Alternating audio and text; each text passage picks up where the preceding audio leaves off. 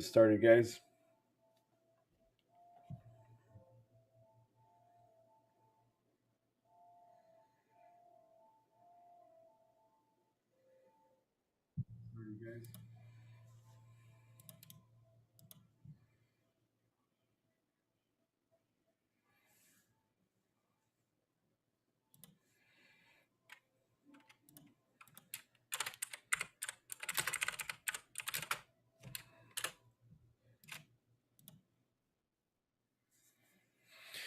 All right, gentlemen. Hope everybody had a fabulous weekend. Um, Personally, it was too long. Kind of boring not being able to do too much. Futures did open up on Sunday though, so you could have traded those a little bit, I guess. But as a whole, I kind of loathe the 3 day weekends. But then I don't know. Sometimes sometimes I don't mind the 3 day weekends because I get behind on some stuff sometimes. So it is good to kind of sit back and take care of some things that you don't normally get taken care of. But that was not really the case this weekend. I was pretty much just relaxing for the most part. Did some shopping, but as a whole, I feel pretty good now. I don't feel so groggy like I have last week. I was feeling rough last week, but do feel better today and this weekend in general. But glad to be back with you guys. Looks like we have an interesting week, being a short week. Something to keep in mind, though. Since we don't have Monday trading, it seems like Tuesdays are always really hot. So it seems like everybody's got the bound and anticipation to jump into everything whenever Tuesday opens up. But just keep it in mind, I'm looking at a lot of these charts and a lot of these big FANG stocks, bank stocks, things of that nature look like they might want to pull back. So I'm getting a little bit that feeling that we may see some more red days here coming up with Apple and Spy and all some of the others, just in general, just peaking the charts. Um, we'll go ahead and get started first off, but here Apple looks like we may come to this little trend line right here. As you guys see it, this little section right there. We broke this trend line right through here. So I have a feeling that we may come on down here and peak this one where we've got two constant areas right there where we've peaked that line. So I feel like it may pull down Spy a little bit lower. But something to keep in mind is we'll cover Spy here in a minute. Um, is if we don't hold this 373 area roughly right through here, I need to go ahead and put a line. I haven't charted Spy in so long. Um, but go ahead and throw a line up right there, right there, 373.69. If we don't hold 373.69, I think that's when we'll go ahead and start. I'm just going to go ahead and delete this entire chart. There we go. Let's start fresh here. If we don't break below this 369 right there, 373.69 I think is the number though. Somewhere around abouts there. But anyway, if we don't break that, we'll have good potential I think to keep on pushing through. But it's just something to keep in mind. If it does reject that and breaks down through there, we could definitely pull on down here, maybe through this 365, maybe even a little bit lower. But as a whole, I think markets are getting towards that little top end of everything. But as I talked about last week during market hours, it was kind of interesting to see how channel, I guess, kind of how channel driven the market was. With inauguration coming up, I guess, was it Wednesday, the 20th or something like that? Yeah, the 20th. Um, it seems like they want to keep the stock market kind of in a neutral state, so to speak. So we'll see what happens. Maybe after inauguration, the new administration comes in, and maybe we'll start having normal markets again. I hate the political agenda gets played with the markets all the time, whether it's good news, bad news, vaccines, COVID, riots, capital invasions, and what else you want to throw in there that causes the stock market to act as it will. Hopefully, we can let the drama go behind us. I'm hoping markets can kind of react back to normal. and we can kind of get more of a less choppy trading channel. So when they try to hold the stock market within a certain channel, and certain they try to pump up certain sectors, like we have a bunch of bank earnings that came up. They try to pump the bank stocks and some of the different chip stocks and things of that nature. They try to push up certain sectors of the market to try to help keep it in a healthy channel. And of course, it's big banks that do this stuff all the time. But as you guys see here on the heat map, you know, wrong thing. Showing me an advertisement. Let me kick it off there. But as you see right here on the heat map, they'll pump up certain sectors. Okay, like here we had some healthcare, real estate, utilities. These advertisements. They try to pump up particular sectors, kind of help it when others are lagging. As you guys see here, we definitely had Apple, we had Microsoft, Amazon. Some of the big names get kind of crushed, and others have to try to pick up the pace so you don't have the market just crashing uncontrollably. Okay, so it's like everybody wants to pull their money from one sector and push it into another. But you can take a look at the 1 week's performance right there. I mean, as a week, we're pretty rough looking, but you see those sectors have definitely kind of helped this week. Um, but as a whole, it's not terrible. Taking a look at the weekly chart on SPY, though, we are definitely down on the week. We're definitely still holding well above from our lows from last week, which our lows was 364.80. I feel fairly convinced, though, with SPY being red on this week, it looks like we want to continue a pullback. So to see this week a nice red candle in here somewhere would not surprise me this week whatsoever. Okay.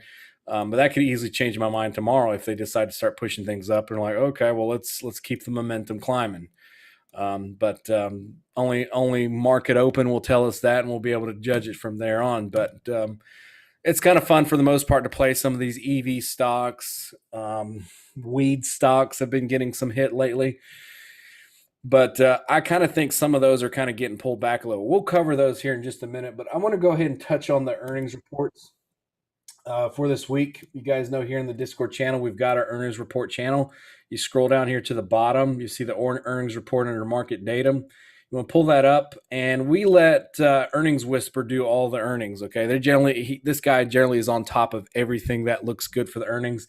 He breaks it down in a very easy to follow format, pictured exactly what day, what day of the week, whether it's before market open or for market close.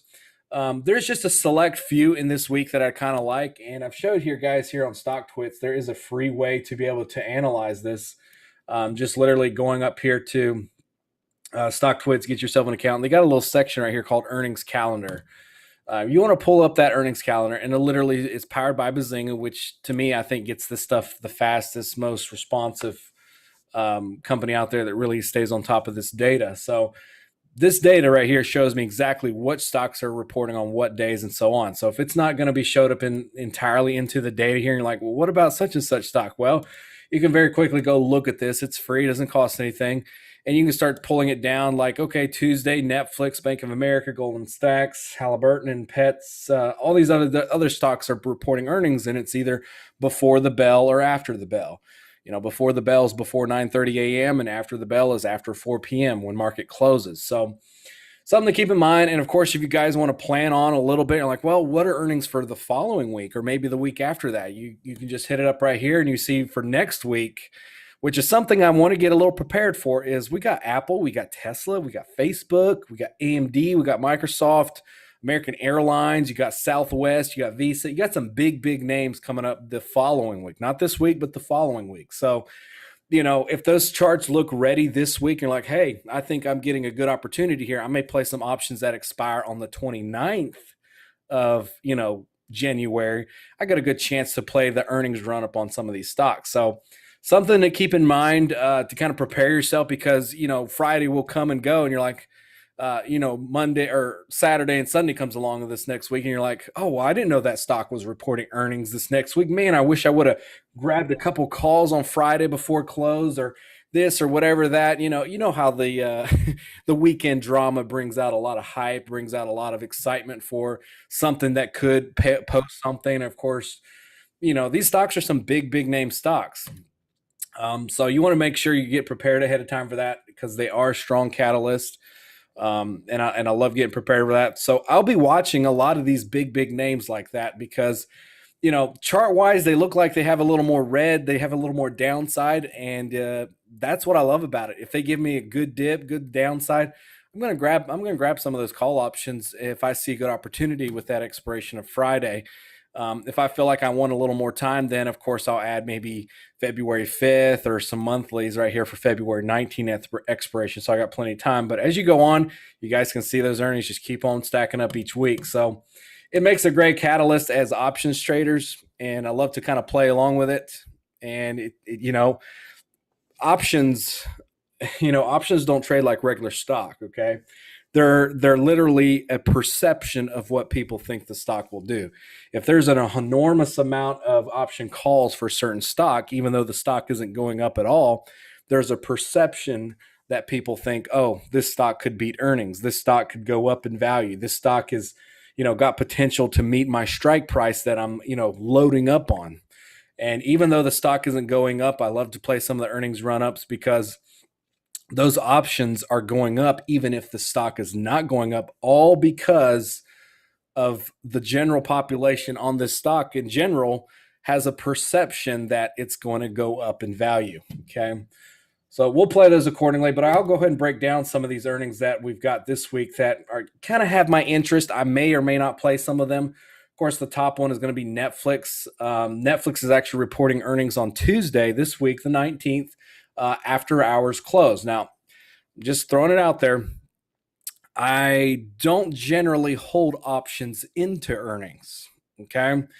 Due to the IV crush that we call it. Okay. It's implied volatility, the demand, the perception has completely vanished after the earnings have been reported. Okay. And it crushes the premiums on those options, meaning you're going to lose a lot of money the following day unless there's a crazy, unexpected move out of the stock that may jump up a large amount. And of course, that perception is just blown out of the water then. But that's kind of a rare occasion. It's not very common. So I highly suggest selling before the close of the actual earnings period. So you guys kind of capitalize that money from the run up into the perception of the good earnings or perception of bad earnings, whatever agenda you got playing here. And maybe risk a contract or two if you feel like you want to lotto or YOLO a couple contracts into it. It's entirely up to you guys. But anyway, Netflix has confirmed report earnings on 4 p.m. Eastern Standard Time on Tuesday.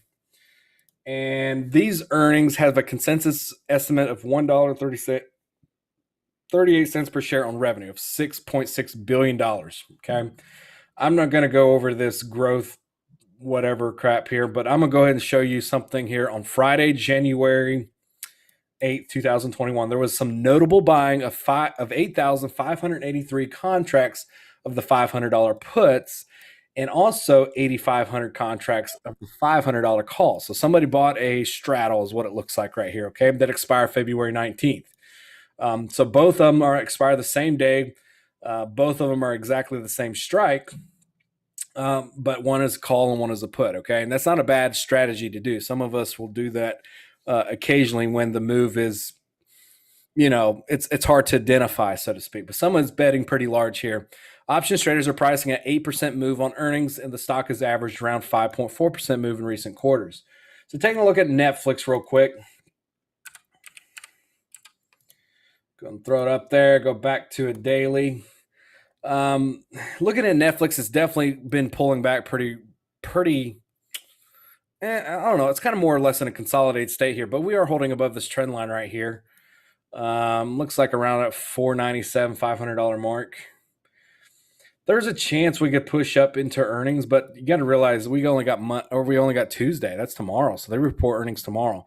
If this doesn't get any kind of run up tomorrow, I may not play it. But if perception is there, you may want to watch some of those options.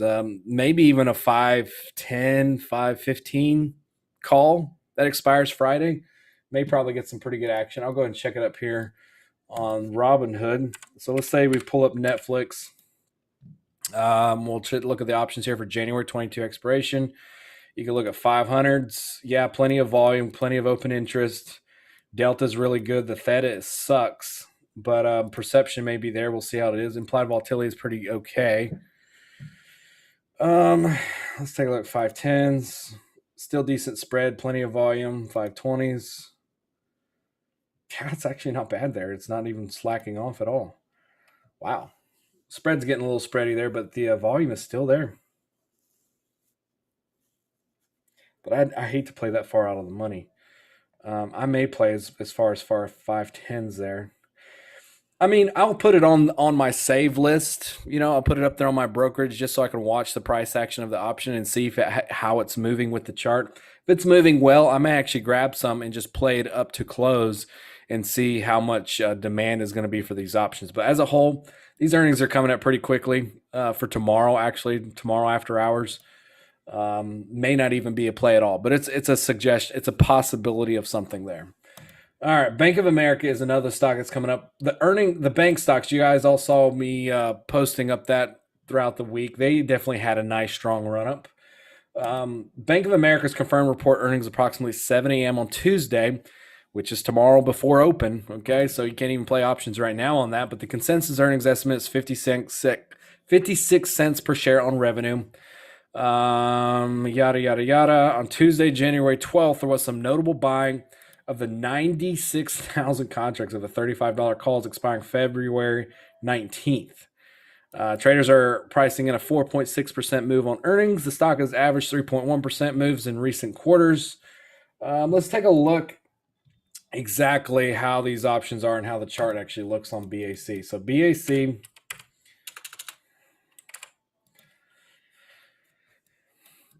yeah, it's pulled back a little bit from some of the others. So when we take a look at, what was it, Wells Fargo that had, had earnings. I think it was on Friday it had earnings. It's been dropping off, and of course, this being all in the same exact sector, you got to expect it from the rest. I don't know if this one gives a good earnings, which I doubt it, but if it does, just say it does. Maybe there's a play tomorrow after open because you've already played. You're playing post earnings. I like to play post earnings sometimes if it's better than expected or if it's worse than expected, so you can play the downside of it. There's nothing better though than if it's better than expecting, it gaps way up here and then just sells off for the day, and you can just literally ride a put all day long.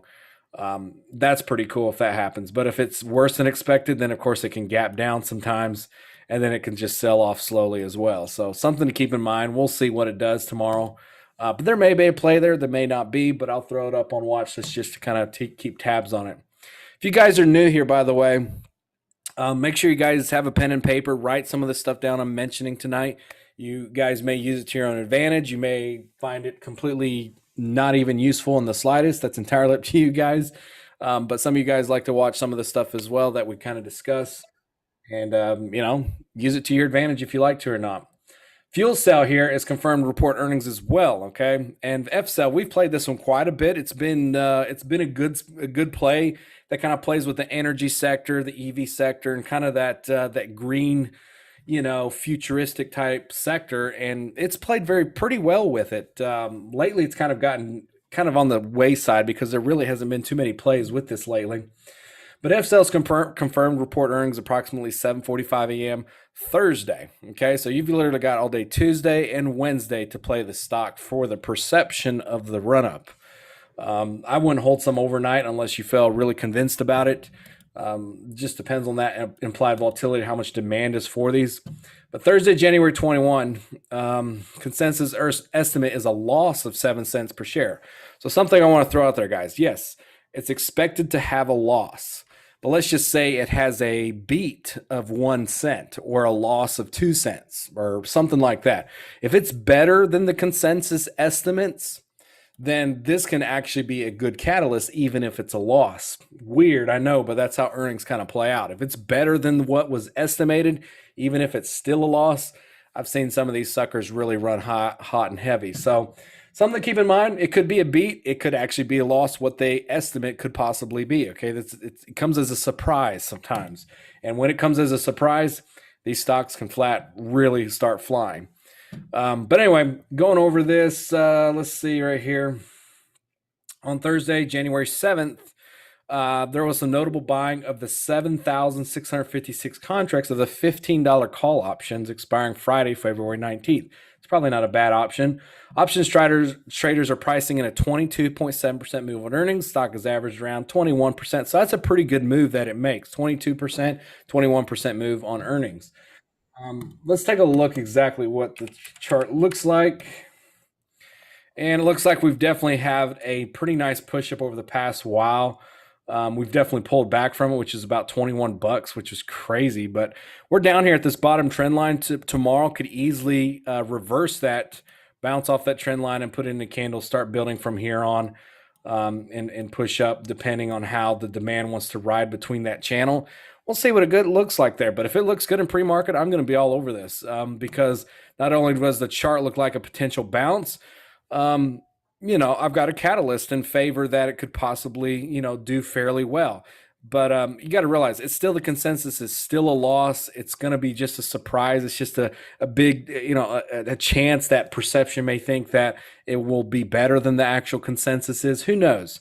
Even with a loss, it may just be flat. It may not even do anything. So we'll see what it does. Keep it in mind. But I do like FCell in the long term. This thing has run very nice all the way from November's down here in the $2 range to see almost 21 bucks the other day.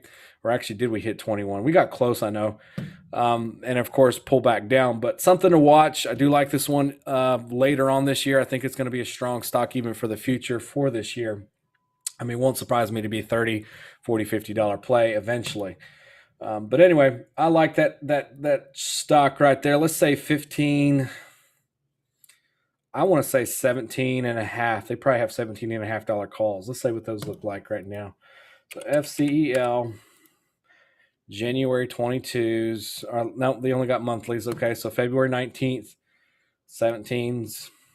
Yeah, good volume, decent. Oh, nice spread. 253 bid, 257 ask. I bet you even 20s look okay. Yeah. These look real good. 179 to 180. These are the best. Those are the better options.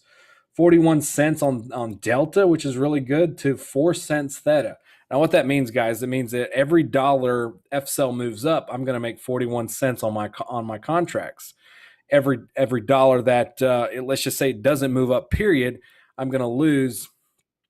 I'm going to actually lose. Oh, let me unhighlight that. I'm actually going to lose 4 cents on these options. So this will drop down to like 174 if I don't move at all. Okay. But something else to keep in mind too. If the stock starts dropping further, then this option is going to lose 41 cents for every dollar that FCell moves down as well. Okay. So keep that in mind, but that's an option I like. February 19th, got plenty of expiration time there.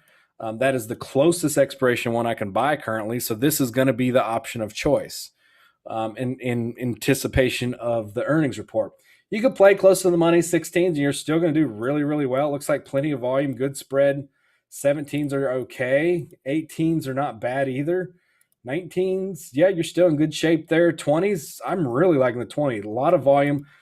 People kind of steer around those round numbers. $20 is a round number versus a 17 or a 19 or, even an 18 sometimes. They like to have that $5 increment. So just something to keep in mind. $15 calls, and then you jump to, $20. Yeah, Dan, that Theta is just fucking awesome. I love it. I love it. That is a phenomenal Theta versus a Delta ratio. I mean, that's primo right there. 21s, even them, they're not bad. 22s, yeah, it's doable there. It's getting a little shaky now. Yeah, that's getting really shaky. Man, even that, even for like, if you're someone who likes to play 20 contracts or 10 or 15 or whatever, a small position, that still is not terrible, but it's not the greatest. Even 25s, dang. But you see how that jumps up, from 24, very low volume, then all of a sudden 25, you got a higher volume. People like those round numbers. They like to jump in fives versus the in-between strikes. So that's what I like to pay attention to. I'm liking those 20s. Those 20s, I think I'm going to be all over those. What's also going to help you too is even the 18s, you're going to get a little better delta. It's not much better delta, and the Theta is still going to be about the same. See, the Theta is literally 436 and 437. The delta is 41 cents here versus the delta being 49 cents. So you're actually going to gain an extra 8 cents per contract. For every dollar up, it moves up. So you may be even better off with the 18s if you want to, pay a little extra for that premium and play along with it too. But either way, I'm going to choose the 20 or the 18, and I probably like that 18 to be honest. That it has a lot more volume, a little bit more demand, and so on. But that's a good play for possibly tomorrow. Something to watch for as we see how earnings run up is on that for Thursday after hours, or Thursday morning. Excuse me. Our next stock is going to be Goldman Sachs. Okay, still this is going to be the same exact sector as Bank of America, Wells Fargo, J.P. Morgan. They all had earnings kind of last week, so we kind of know what's happened there. Goldman Sachs has probably got a down day on Friday, but we'll go ahead and take a look at Goldman Sachs. If you guys actually want to play that bank stock, yeah, it's a flat day. It's not necessarily a down day, but a flat day. It did have a gap down, obviously, because we closed here Thursday. We opened and closed there, okay? It had a high there and a low there, but still a flat day. It could easily potentially continue if it wants to retrace and push back up. I don't know. We'll see what that looks like. But as a whole, I don't really like to play the bank stocks. I will if I have to, I guess. If that's what looks good, you got to play what you got to work with there. But if it looks good, hey, why not, But let's take a look at what the data here is on it. So it's confirmed report earnings approximately 7:30 a.m. on Tuesday. Okay, obviously tomorrow morning, same time as Bank of America. If these earnings are doing good, this is something to keep in mind too. If these earnings are doing good, okay, let's just say they do really good. This is going to help SPY have a kind of green day, okay, a pretty good green day, I should say. If this doesn't have a good day, then these may start falling. It may hurt SPY unless you got Apple, Amazon, Tesla, Google, some of the other stocks start picking up the pace, and they'll turn this bank sector red, but this sector that got really hurt on Friday will turn green, helping SPY keep a good balance, on how it wants to stay green and keep a market healthy. So keep that in mind. If bank stocks start falling, it doesn't mean we're going to have a red market. It just means that some of these other sectors may try to pick up the pace, and they pull money out of banks and put it into tech. They put it into silicals, semi-silicals up here, and consumer silicals and communication services and things of that nature to kind of help the sectors kind of even itself out. It's like money gets transferred from the one side into the other. So it's kind of an influx how that plays out. So we'll just keep that in mind. We'll see what it does like in pre-market. But let's go ahead and just read it here real quick. It's estimated to have a $6.99 per share on revenue. Consensus estimate beats, I guess. January 12th. There was some notable buying of almost 4,000 contracts of the 310 call options expiring on Friday, January 22. Options traders are pricing in a 4.7% move on earnings. The stock has averaged around 7% move in recent quarters. Not necessarily a play tomorrow, but a possibility, just depending on how it looks. If it's going to bleed for the day, if it's going to run for the day. This is a post-earnings play, so it's not necessarily a pre-run-up play, which is not really my favorite, but there is a possibility of a play there. INTC, this one's been getting some rap this weekend, I want to say. Something about the Trump administration banned something to do with the China, something or another. I just saw the headline is all I saw on this. I don't know how this is going to impact INTC tomorrow. But of course, I'll let market decide for me. I never just jump the gun on buying a call or put based off of what news says. I'm going to let what market wants to tell me here and see exactly how that plays out. But something to keep in mind, guys, is confirmed report earnings approximately 4 p.m. on Thursday, January 21st. So the same time as what FCell is there. Or no, nope, never mind. There's not a comparison. It closes at 4 p.m. on Thursday. So you literally got Tuesday, Wednesday, and Thursday to play this. We all know that they dropped the old CEO. So there's something better coming into the realm. But apparently this guy was an old school newspaper, whatever kind of person who just really didn't expand on growth for INTC. We all know that this stock has really been a serious failure last year. It's starting to come out of the woodwork. Maybe they're starting to comb off the cobwebs and starting to look a little better here for the future on this. I don't know. But we'll see what they got, Never let government change your perception on growth for yourself. That's just the way I see it. So that news may not even react entirely at all to how INTC plays out. But this chart has been really rough. I could even go and look at the section right here. This has actually had a pretty green week. due to the perception, I'm guessing, for what it is. But let's say the 1 year performance here. 1 year performance, what do I see? I see INTC is still down on the year. So we'll take a look exactly what this looks like if they're going to come back out of the ashes and, kind of redeem themselves for the future on this. But it was a red day on Friday. But it's still got this massive gap up. This was literally just based off that CEO dropping out. I'm going to keep my eyes on this one. I'm going to pay attention to it. There is still plays in this thing. But right now, it's still between a pretty consolidated state. I've got a range here to kind of go by. Be like, okay, puts down here or calls above there. Nothing in between, So we'll see exactly how that plays out perception wise. I've got Tuesday, Wednesday, and Thursday to be able to play 3 days worth of options and sell them beforehand. But let's take a peek at what the consensus is here. So it's reformed confirmed to report earnings approximately at 4 p.m. Thursday. Consensus estimate of $1.10 per share on revenue. Going through all the jazz there. Let's go ahead and go to the notable buying. January 14th. Okay, on Thursday, January 14th, there was some notable buying of 28,636 contracts of the $60 calls expiring Friday, January 22. That's a pretty solid bet with near expiration. So someone's betting this to hit $60 or within that realm by Friday, which I can see that easily being probable. Let me go ahead and get back to my page there. Options traders are pricing at a 6.4% move on earnings. The stock has averaged a 7.4% move in recent quarters. There's a possibility this could look okay. But let's take a look exactly what those options look like. What do they got here? $60 calls expiring Friday. Let's take a peek exactly what they look like. All righty, ready. Yep, I like that number. 90s. Oh, lots and lots of volume. Good open interest, good volume. Theta's a little bit rough, but it's manageable. It's be expected for a weekly option expiration. Almost a 12-cent Theta burn versus a 32-cent Delta gain. That's not terrible, but it's still manageable. Implied volatility is still down pretty good, so that's a plus. But $60 calls, not too shabby. 90 cents on bid, 93 cents on ask. You could even pull this thing on out to, take a look at this. We had a low of 89 cents on Friday and a high of $1.93. So that tells me they actually moved fairly well. So let's take a look at February 19th. Give yourself a little bit of time and still get to play with it. Volume is still there. Theta is definitely way down. 3.5 cents. We got Delta almost 38 plus cents, 38.5 cents there. Still pretty good. The bid and ask is a little spreadier than I prefer in this price bracket, but still manageable.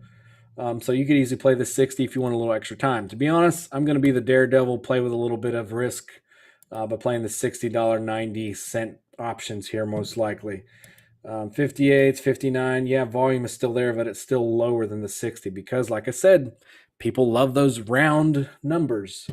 So let's take a peek at those. I'll probably actually trade those tomorrow if we look like we want to pull out of this channel and easily put in a nice green candle right there. Now, whether we break the previous highs and lows and opens and closes, that will be determined tomorrow, I guess. But it did close low of day. Obviously, if I want to pull this back on a 2-minute chart, and we can see exactly how that, definitely closed almost low of day. So it's been on a definite downturn. We'll have to see exactly if this decides to gap up, reverse, or kind of work its way out of there. So it may not even be a trade tomorrow at all, but we'll just watch to see how that pulls through, and maybe a play this week into earnings. I like that as a potential, not necessarily definite, but as a potential. These other two stocks can be up for suggestion, I guess. I don't really trade these at all, but I'll go ahead and take a peek at them. United Healthcare, UNH has confirmed report earnings approximately 5:55 a.m. Wednesday, January 20th. So you've got literally just tomorrow to trade it, being that the earnings are the following morning, and I'm not going to hold these. But I know some people like to trade this one. The consensus estimate of $2.39 per share. Friday, January 8th, there was some notable buying of $1,280 contracts of the 360 call options expiring for February 19th. So let's take a look at that chart, see exactly what we're dealing with here. Yeah, not a bad chart. I guess we do got a nice double top right there. So we'll see exactly if we decide to reverse through that. I'm going to delete all this old chart that I've done on it back in the past. Um, yeah, nice little double top right there. I don't know. We'll see exactly if that wants to pull through. As far as bouncing back in anticipation of it, could easily gap above it. But it does look like we had a decent little green day Friday there to show that it wants to stay on trend. I could easily probably pull a trend based off of that, and let's see exactly how many points of contact we've got hit through here.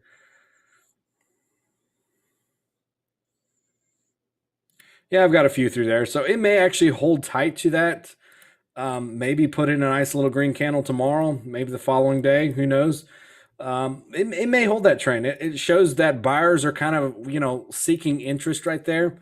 I could even throw a volume by price up here and really see what kind of volume we've got to deal with. So volume by price. Where is it? There it is. And nope. This shows that there's a big shelf down here. Let me pull this in a little bit and see exactly if I got a shelf closer. Yeah, I've definitely got a shelf there now. In that price range from, looks like November, October. If I pull this back a little bit more, where does that shelf disappear? Okay, the shelf is pretty consistent there. Oh yeah, it's pretty consistent there. Where did that shelf of buyers decide to start coming in? Looks like since July, August.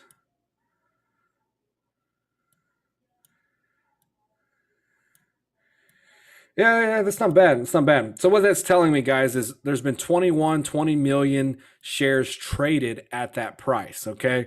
So that shows that there's a mass amount of demand and supply that seems to break at this point of entry. Okay. Like I said, I don't really use indicators, but I'll throw this up there occasionally just to get a little bit of extra perspective and use an indicator as a suggestion that this might likely be a holding point for the stock to bounce. We'll see, but seems to be, according to shares that have traded, it seems to be about the most amount since, um, obviously going back for several many months there.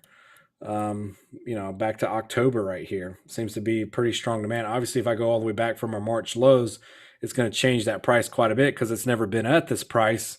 But going from these recent highs and so on, it seems like there's been a lot of volume traded hands right there. So we could hold this trend line that I've got drawn right there and peek our way on up here to the highs.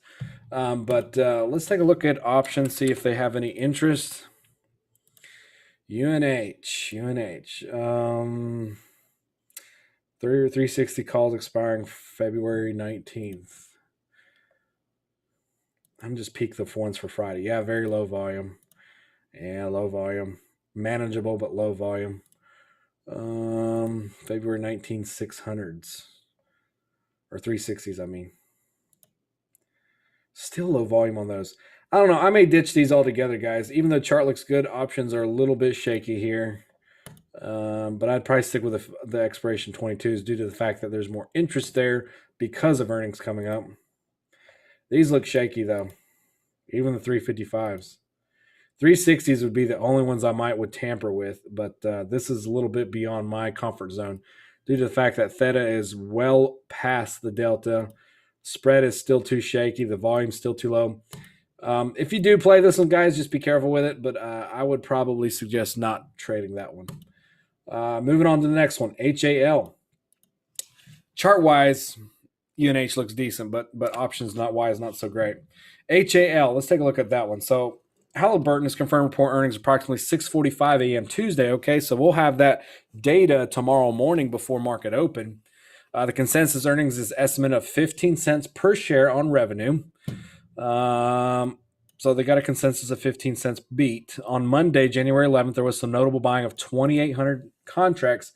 Okay, somebody went puts here. Okay, they just went straight puts for the expiration of Friday, March 19th, 2021. So they got some pretty far out expiration puts. Let's see if that actually made sense. They bought some on January 11th there. So let's take a look at Halliburton. Well, January 11th. Yeah, those poor guys. So they bought puts right here on January 11th, right before it shot back up. So they bought them around the $19 range right here, I guess, on this candle. and they got crushed. Probably with that fraud expiration, they probably didn't do too bad, but we're getting back on to where they're probably starting to make money. It kind of makes sense why they would have gotten puts due to the fact that we're at some tops and we're pulling back. It could easily come on down to these other trend lines. Right now, I had a pretty weak day on Friday. I'm going to throw off that indicator. Kind of a weak day on Friday. So going back to 2 minute chart, we can kind of see, yeah, gap down and sideways is what it did. So it fell at open and just went sideways. So no trade there whatsoever unless it decides to pull through back to the upside or maybe even another opening drop to push on down. Okay, so it could easily follow a trend through there, which I need to go ahead and throw up. Give you guys a little bit of an example through here. May follow that trend right there. Who knows? But obviously tomorrow we'll tell. If we drop a candle right there, maybe just a day like that. May not be a trade at all, but we'll take a look at those options. HAL.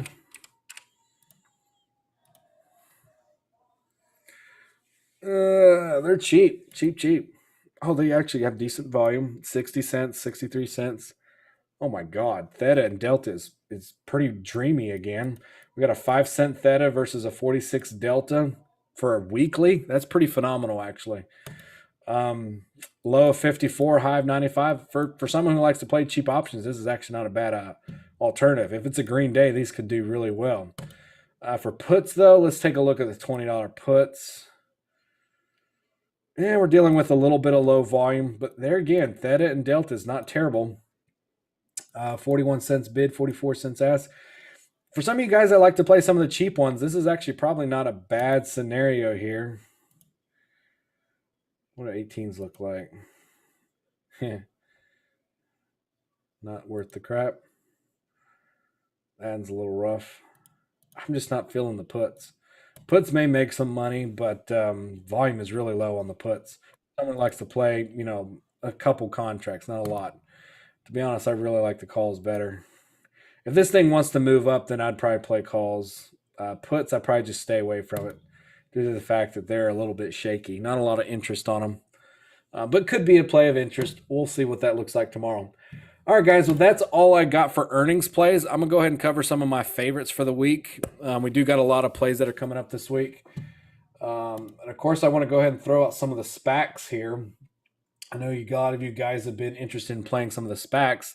If you guys go to spactrack.net, I'll go ahead and throw that link up in the Zoom chat here, and you guys can check it out. But this is literally the scanner for SPACs, okay? If you guys like to play the SPACs, which are these merger plays of these companies trying to go public, okay? It's a cheap alternative than an IPO, okay? But it's a very similar setup. It's just they're taking over an empty shell with some investors, some pipeline investors doing this and whatever else, and they're merging into this shell, making themselves from private company to a public company. These are all the active ones currently right now. How many is there? I know there's like over 200 something current SPACs right now. But you can go through all that list and so on. But here, anyway, I like to check the calendar, okay? This is data coming up for some of these SPACs. The most exciting one that everybody's getting all amped about is GHIV. Shareholder meeting to approve a business combination with United Wholesale Mortgage, okay? This is the merge with United Wholesale Mortgage, and this is when we'll know about it. January 20th, 9 a.m. Eastern Standard Time. We all know that these stocks like to run up in anticipation of that merge taking place, and it's been pretty reputable that these companies have pretty much come through and actually completed their mergers. This is January 20th. This is coming up on Wednesday of this week, okay, at 9 a.m. That's pretty hot. ACAM is another one that's going to be doing the same thing at 10 a.m. Some of these others, not so much. We got the 19th, which is tomorrow on these two. I don't know how many are actually playing those. This one's just to extend the deadline for business. Carlots Incorporated. Okay, this is what they're merging with. SBE has been a strong one. You guys all know Blink and Plug. SBE, we love to trade SBE because it is a SPAC incorporation of this ChargePoint, which is going to be in that same sector as Blink and SBE. Their shareholder meetings on February 11th. So there's quite a bit of time there, almost just under a month, I guess, or under 30 days before this gets merged into it.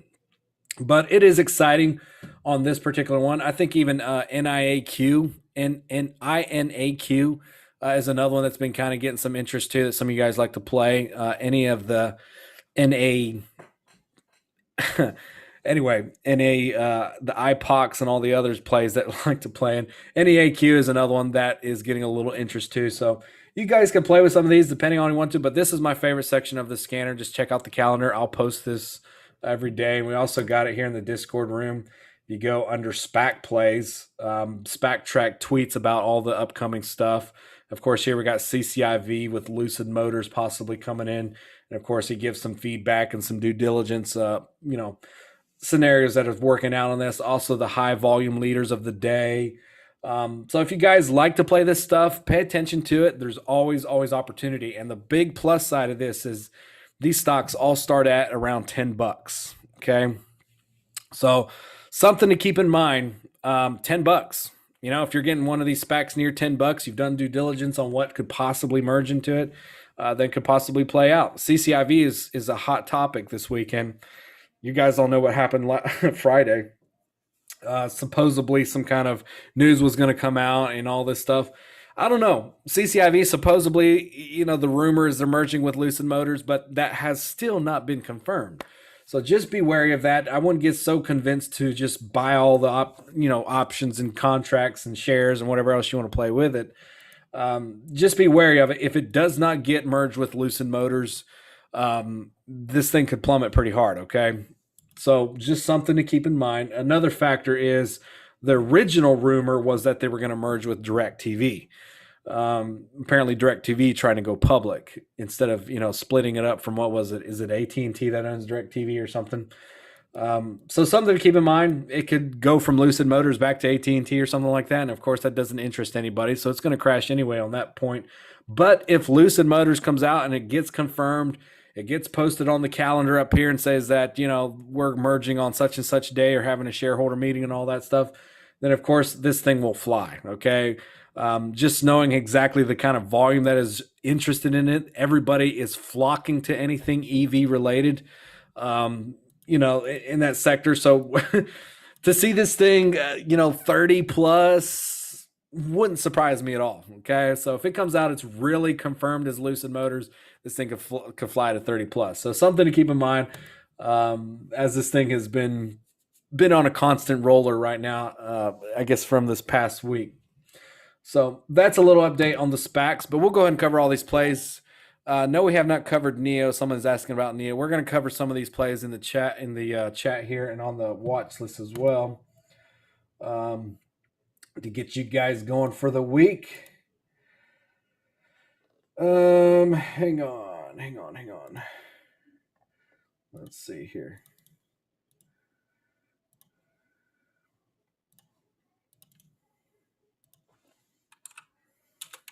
Someone's asking a question.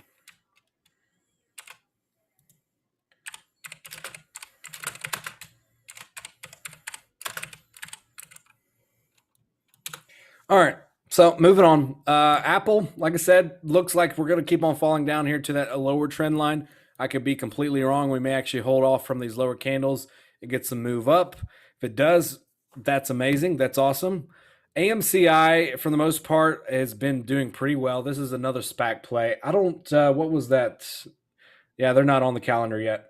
But AMCI has been pretty good. I've been watching this one play closely. I think they have options. I'm not for certain on it.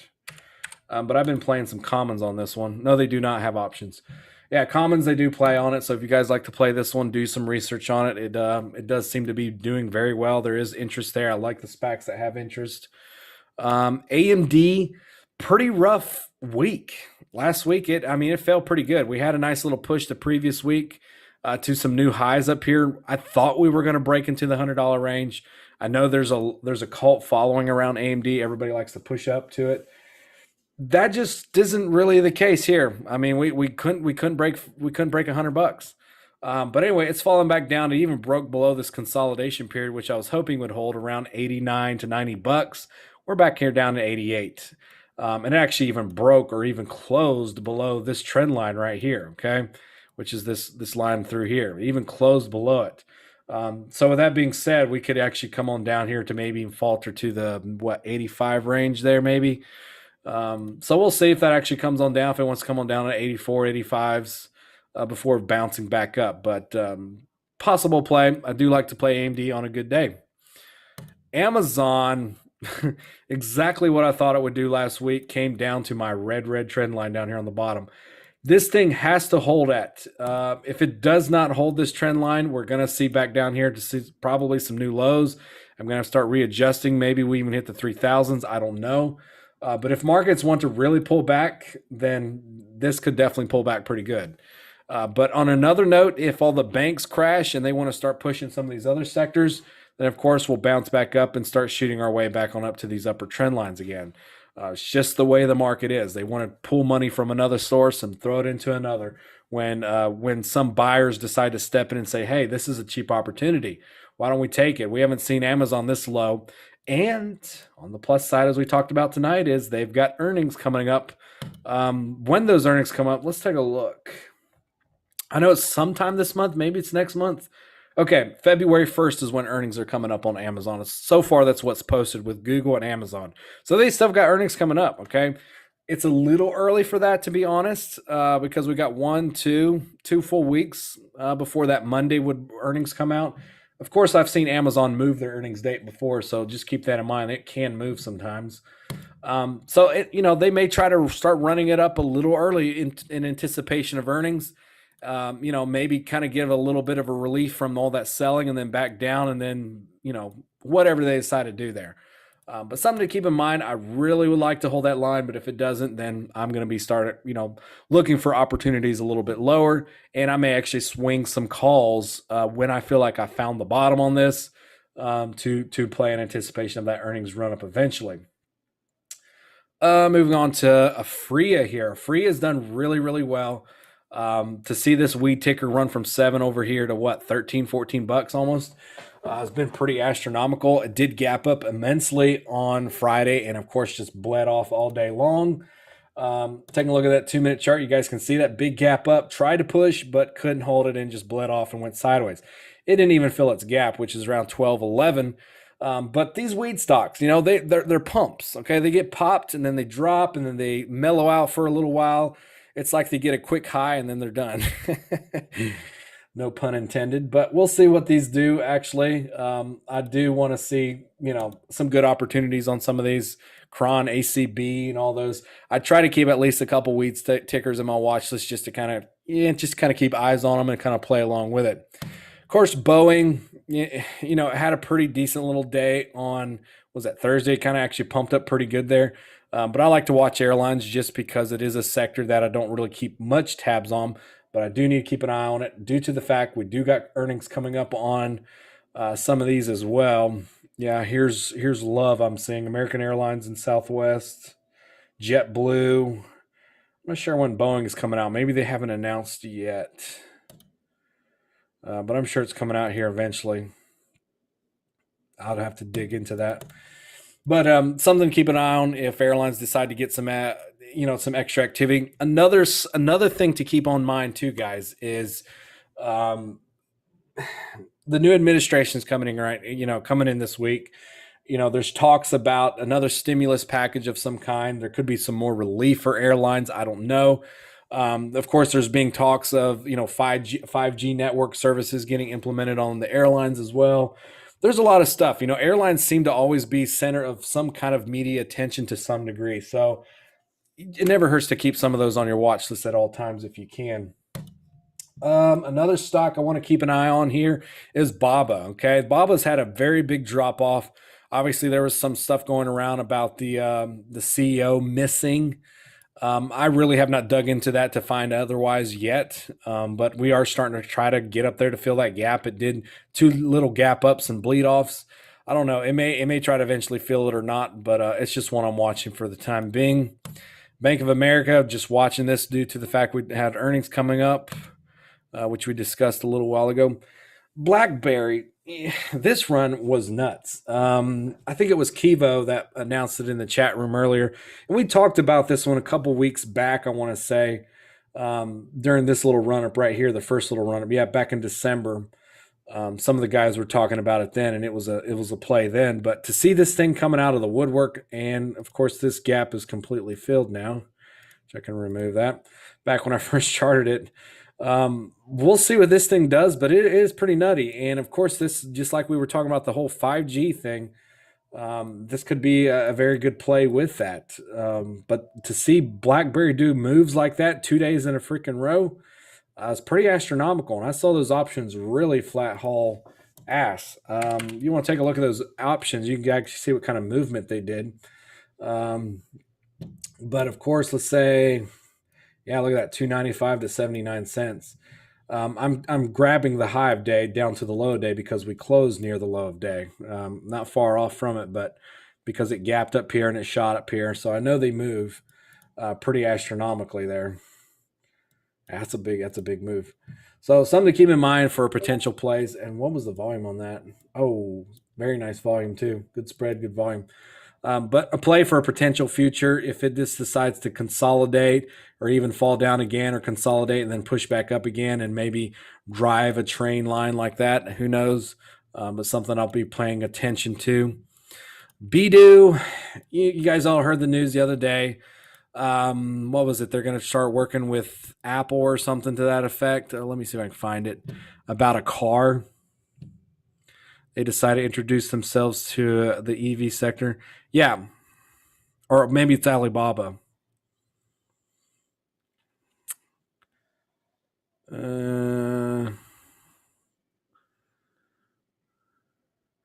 Move higher, hearing JP Morgan double price target.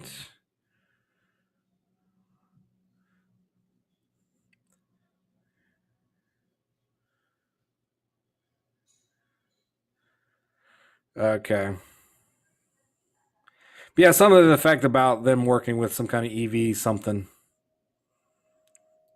Oh yeah, right here. BD shares rise 6% pre-market after company confirms Sunday's strategic partnership with Geely, which is an EV stock, EV company. This Geely actually trades on the OTC and it really flew pretty good too. But another move on that. I find it funny too how some of these stocks, especially like DPW, a trash piece of crap stock like DPW, was a Bitcoin play. Then all of a sudden they announce, different sections, and it's kind of funny. OTC, over the counter stocks, pink, stinky pinkies, whatever you want to call them, and amongst some of the big boards here, they all have their whips and whams of whatever they decide to do. Okay, it's like one day they're EV stock, one day they're weed stock, and the next day they're Bitcoin play. They like to have that center of attention. So I don't know if this actually plays along with it. I just found it odd to throw Bidu in there, but hey, it is what it is. Let's just grab the money and go, I guess. Blink, this is an EV sector stock as well with the charging. EVs getting charged off of this one, so we'll see what Blink does. It's made some very very nice moves. It is pulling on back, and like I said, beginning of this session tonight, a lot of these stocks look like they want to pull on back a little bit. They got some room to pull back.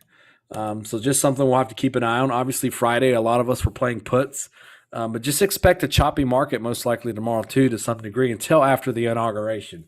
Then hopefully the politics can get set aside. Then of course you're going to be hearing stuff like Biden probably writing a bunch of new executive orders, which I'm hearing rumors about, that may flare up a bunch of different sectors if it relates to the sectors anyway. So just something to keep in mind. It could be pretty booming. It could be pretty putty. It could be whatever it decides to be. Just something we'll have to keep your eyes and ears open for. BYD, they dropped news 2 days in a row, something, a partnership with Taco Bell, and then something about a new headquarters location or something like that. But anyway, I don't like BYD, but apparently it likes to trade one way or the other. So there is opportunities there. But so I'm keeping it on the list if it decides to drop more catalysts. Credit Citigroup here or whatever. See, it's trading with the banks. And of course, I like it around here if it decides to break these lows and go for this gap fill right here. You could also play a put on that one. Something to keep an eye on this week. CBAT has made some pretty good moves. It's been consistent with its chart here, which I love to see a stock being consistent to its trend line. Okay. And this one right here has been very, very consistent with its trend line. It's one of the few, but it's looking like it may want to pull down to that trend line, then probably bounce again, and of course see a lower line like that, and all of a sudden break out later on in life and do its thing up in here. So just something, all speculation, of course, but we'll see what happens. But I like it if it decides to keep on coming down through this lower trend line. And options actually do pretty decent on this one. CLSK, another one that's in the Clean Spark Energy group or whatever it is there, that gets action. But like I said, a lot of these EVs are coming on down. A lot of these energy stocks have been really bloated up in anticipation of Biden winning the administration and having plans for growth for these certain sectors of companies. So obviously the administration's taken over. This is starting to fade off a little bit. I don't think it's done, obviously, by no stretch, but I think they need a little bit of relievement as they keep on pulling down. But watch for opportunities. I think there's going to be all kinds of buying opportunities on a lot of these coming up in the next weeks or coming days. CRWD, CrowdStrike. I always like to keep the cybersecurity on watch. DBX, this is one mentioned by Clark the other day, and it's done actually pretty good. So another one that's cheap to play with. Some of you guys like to play with. Triple D. We all know about Triple D. Everybody loves Triple D. Crazy move from $12 down here on January 7th all the way up here to what, 30 something dollars. I mean, this thing moves like crazy. Not calling this chart done by any means. I mean, it had a pullback on Friday, but it could just as well have a strong day tomorrow and push through to new highs. Continually see out of this flag. Who knows? And maybe even push up here to 40s. But something to keep in mind as we see how this one grows. But options pay really well on Triple D. D-Dog, Data Cloud, watching the cloud stocks as well. D-King, betting stock, doing okay right here. It's meandering along its trend line. This is ERX. It's been a long-term bullish call on this one. I added some a long time ago on this one back down here in November. Some option calls. Okay. I don't know if anybody remembers me alerting it or talking about it or anything, but that was back in November. I bought some January 22nd. I think they're $35 calls, and they're actually doing really well. I bought them like at 30 cents, 20, 25 cents or 30 cents a contract, and they're like at $1.50 now. So it still keeps going. I don't know how much higher it decides to go, but there were these January 2022 $35 calls right here. Yeah, $1.68, $1.75.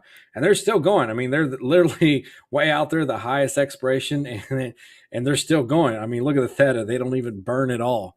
But if you guys like stuff like that, it's kind of past the buying opportunity, in my opinion. But if she keeps going, I mean, I've got plenty of expiration time. This thing fell like a rock from back in February during coronavirus from 120 something dollars a share. Okay. It fell like a rock, and it's down here at $18 was the reason why it grabbed my interest. Like, okay, well, let me just grab some 35s, that expire like in a year and a half, when I was buying them. And they're actually, they're not doing too shabby. But we'll see exactly when that continues going. But I have it here on watch as I continue to play it. Facebook. You guys all saw that earnings are coming up on Facebook. Is it next week? When is it? What was Facebook? Oh, right here, Wednesday, the 27th. So earnings are coming up on Facebook the 27th. We got time on that one. That's a week and a half away. Facebook's fallen off a lot due to a lot of political stuff going on right now, I guess, with politics and blocking, particular accounts. I'm not really going to go into it on that topic at all, but stuff is happening politically with Facebook and a lot of social media right now. And with that aspect, it's definitely dropped some of this quite dramatically. We'll see exactly where this decides to pick up the drop and demand decides to start picking up. Interest starts coming back in. Earnings may come in. They do beat earnings almost every time, if I'm not mistaken. So, they make their revenue off of ads, so there could be a bunch of ad revenue that we haven't, has not been announced yet on Facebook and may decide to come back up. But we'll see exactly where that is. It seems like this 244 area seems to be holding for the meantime. But I'm watching it this week to see where that reversal starts to take place in anticipation of earnings coming up. Of course, we covered F cell with earnings coming up. I've got Fire. It's consolidating. No trade there at all yet. Futu, big push from alerts. And when we alerted this one back in early December, this thing has been a continual play. Big pullback on Friday. May exactly be engulfed by another bullish day tomorrow. Maybe another down day tomorrow. That seems a little bit extreme, but there is always that possibility. So I keep this play on my watch for now. FUV, big pullback on Friday, which was pretty nuts. I guess it decided to follow SPY's pullback to some degree. But this thing has been steadily growing. I thought we were going to break some highs up here above $20. We're back all the way down to 15s and some change there. So if it holds this trend line, wants to bounce back up and push back up, then I like it for more. But something to keep your eyeballs on. The options do pay really well on FUV. This one is part of EV too, I believe. Acromotive. Yeah. GHIV, we all talked about that a little bit ago with their shareholder meeting on the 20th. That's going to be exciting. You know, they're merging with this mortgage company. It's something to the effects of a couple $100 billion, which is the biggest or the largest SPAC ever merged, from what I gather, which is Wednesday. So that could be pretty exciting for GHIV. If they merge and they give some good announcements, this may actually fly. You know, it's got a fairly small float to it too. I've got some commons in this thing under $10. I got some down here back in December when everybody else was deciding to low it. But it's been a good play. Saying up here $14 something. But as of lately, it has not been that great of a play. I know everybody's trying to load up on options on every cheap dip they can possibly get and kind of flipping it for the day. So like I said, be careful with it. There could be more room to drop on it. Let me just take a look on this real quickly. If you play it, just be sure to grab. Yeah, there we go. We got some bumpage. We got some bumpage right there. Just be sure to grab your gains as you get them. But it may play within this realm right here and decide to break out of that eventually. I could even throw up another one right here. There we go. See exactly what she looks like here in the coming days. But Wednesday could be exciting for GHIV. We'll see when that ticker symbol changes and everything. Just beware, guys. When these companies merge, what was it? Clove, IPOC was the original ticker symbol, and it merged, and then the ticker symbol changed to Clove. A lot of brokers and a lot of shareholders didn't get their shares because it merged, and then the ticker symbol got changed to the new company, which was Clover Health or something like that. So it got changed to Clove. And a lot of the new shareholders didn't get their shares or their contracts for the options or their shares until quite a bit later. So if you're aware of that, the stock could fall in that period of time before you get your contracts or you get your shares. I know it effed up a lot of people during that process. So if you guys are not comfortable doing that, by all means, don't hold your shares or hold your contracts through the merge. Okay. It's almost better to sell it before the merge or right before the merge happens, and then revisit the play after the merge is going on. If you're if you want to be careful about that. Go. I'm watching this one right now in cahoots with the 5G and all that stuff going on. This apparently is a company that helps. Was it communication services on airlines or something like that? So I'm watching this one right now. Goldman Sachs, watching it with the banks. Halliburton we talked about with earnings. INTC we talked about it with earnings. JD, still watching this one. It has made some good moves and is building a decent chart, but still, like all the others, wants to keep on pulling back down some. JKS, this is part of the solar industry. Everybody likes solar, green energy, EVs, electrics, buzz me, zap me, whatever you want to call it. Everybody's excited about that sector, so I'm watching solars as well, and JKS is one. JMIA, this is the South Africa of Alibaba from what I gather. Or the Alibaba of South Africa. This thing has come a long ways from all the way down here in the $2 range, $7 range, 25, 35, 45 plus. This one may be a continued play. I mean, it's one I want to keep up there as a possibility to keep playing almost on a weekly basis. JP Morgan still watching this with the banks this week. LAC has made an astronomical move. I got it up here just due to the fact I like the chart. Options are actually decent on this too, if I remember right. I think somebody of you guys were playing it. Lithium Americans. Lithium Americans is a resource company which engages in lithium development projects. Okay. As its projects include Thacker Base, companies founded by Raymond Edward Flood, Vancouver, Canada. The list name for is Lithium Common Shares. Okay. Anyway, I don't know much about the company. I just like the chart. So $25 calls, low volume. Still respectable, but low volume. Yeah, that's nuts. All right, so 25s actually could be worked with there. We'll just have to see what they do, but it's had a massive push. So it's just one I'm going to keep my eyeballs on and see what she does. LI is a Chinese EV ticker. This is in the same wheelhouse as NEO and XPEV and so on. Like I said, they've had their big push due to the fact that they pushed right after elections, right here, literally right after elections. Due to Biden's win and the possibilities of strong growth for the EV sectors in general, and it's had its push and its pullback and its push. They may continue to keep bleeding. They may get their pump here a little bit later, but just watch them. I don't think EV is going away anytime soon. They're just getting a little bit of a break. MIK is another one that's made some strong moves. It's one I've been watching. Michael's Comp. Microsoft just keeping it due to the fangs. MSTR, love the chart on this one. The options on this thing are $80+ a contract, so I won't even look at it. They're expensive. MU, keeping the Micron technology on watch. Net has been one I've been playing some commons on. Netflix, you guys all know the earnings are coming up on this one too. So watching that one close this week. NGA has been doing really good. This is one to just stop and buy, and some of the others have been playing. It's been just out of here. This is another SPAC of some kind, I believe. I don't know what's merging into it off the top of my head. NEO, big push the past while here, but all last week it's been sell. Okay, ever since $67, it's been a sell, and I think it's going to be a continued sell if I'm not mistaken till about right here. We filled this gap obviously right here, which was a pretty large gap. Filled that pretty easily when it fell below $60 there.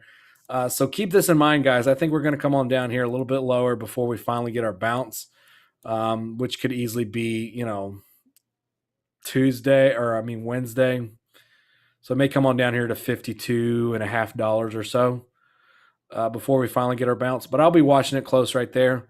But no trade just yet for the bullish side. I mean, you could play puts, but I don't think it's really going to be that grand of a put play. And NDM, been a constant watch. NVIDIA's been in this freaking channel forever. I could actually expand on this channel a little bit if I want to, I guess. It just is not going anywhere. We've been a push, and all of a sudden sideways like hell. So I'm watching it. It's kind of annoying right now, but there is plays there. PAGS has been a decent one. Consolidating for now. Penn, same sector as D-King. Nice strong push on Penn. It's pulled back obviously on Friday. It may hold above this trend line here. We could all of a sudden come down here to $93 before a bounce. But like I said, a lot of these charts are looking weak for right now. They may have all topped out for the moment. Planner is a little bit of a disappointment. All the haze and craze of Kathy Woods coming in here buying some of this. To be honest, I feel like this could be more buying opportunity. I don't know how much longer they're going to hold this thing down. This thing pays amazing. So you guys got to get on the cheap end of this thing. And it plays out very, very well. It did gap up pretty extreme, obviously, off the Kathy Woods buying for her ARK ETF fund. It's still on a trend line here. It's a little bit disappointing that it didn't break out and hold those gains on Friday. But it is what it is. You got to play the market action. Big gap up, and I thought we were in good shape to continue to the 30 mark. But we broke on down and broke even our low right there. Have not filled gap yet, but we could come on down a little bit lower if it decides to fill gap, or it may actually hold this area. Maybe Kathy Woods will notify she's buying more the next day. Who knows? But long-term vision on Planner, very strong on this one, guys. Will not surprise me to see this in the $50 wheelhouse in the next month or two. or even 3 months or whatever it takes. And, you're going to be like, Mike, I remember you talking about that thing about $25 and we're looking at $60 right now. And man, I wish I bought Leaps. But anyway, long-term vision on this one will not surprise me to see those price ranges. I know JSB and some of the others are buying some Leaps. And what I mean by Leaps is options that expire in July, August, September, November. If you go way back out there in expiration, you'll be in good shape for this one in the longer term this month or this year. I mean, Plug got lots and lots of gaps, but she's coming on down some. I think she got way ahead of herself here to go to these extremes, but still a strong company, still a strong play. I just think it got ahead of itself. We'll see exactly what happens here in the next couple days or days tomorrow. Piton, nice push. PayPal, still watching this one with Bitcoin and bank stocks. QCOM, still kind of like her. Redfin, this one's been pretty good. I mean, look at this move from November here, $41 all the way up here to 83. It's been kind of fluid the way it moves. It doesn't really give large ups and downs and gaps and whatnot, but this one actually has been pretty decent. So I'm keeping a watch on that one. Riot, of course, with Bitcoin. Roku, all-time highs. SBE, you guys all saw that on the SPAC. February 11th, getting its merge happening there. Snap, watching this with social media. Snow, I think Snow is probably going to keep on coming down some more. It's fighting that $290, $300 range for now. Solo, EV sector stock, still with interest. Space, big gap here to fill, obviously, with Richard Branson's Space Organization or whatever. Big moves, though. I mean, this play also gives a lot of opportunity, which I love it. SPY, you guys all know my verdict there. It needs to hold above 373.79. If it doesn't, we could see some more downside down here to the high 360 to even maybe mid 360s. Would not surprise me. SQ, Bitcoin bank type play. TAN got a big gap fill right here on Friday. This is the solar ETF. Going to keep this one on continued watch. I have some longs in that one. Target, all-time highs up here. Still watching it under retail. TLS is just one that doesn't get mentioned much, but they don't even have options. So I've been playing some commons on this one to some degree. It's been continually pushing up here since December from the 19s. But beautiful chart. There's not a lot to go on as we started November 19th. This is an IPO, Telos Corp, but it's still going. Tesla. That's all I got to say about that one. I'm just kidding.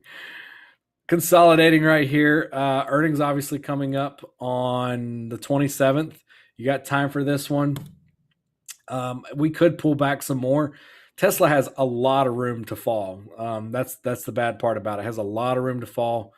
Maybe to the 805, 811 area right there. We did fall pretty substantially on Friday. Looked like we were going to break new highs, but it did not pull through. To supply is well beyond it there. We may pull on down here to 805. Wouldn't surprise me. If we crush that, we could even get to the 780s, 760s or so. We'll see how long it takes right there. But in my past history with Tesla, it always sells off before earnings. I don't know why it does. It's like they like to bring it down right before earnings, and all of a sudden you get JP Morgan and all these brokerage accounts giving it a sell rating, and it's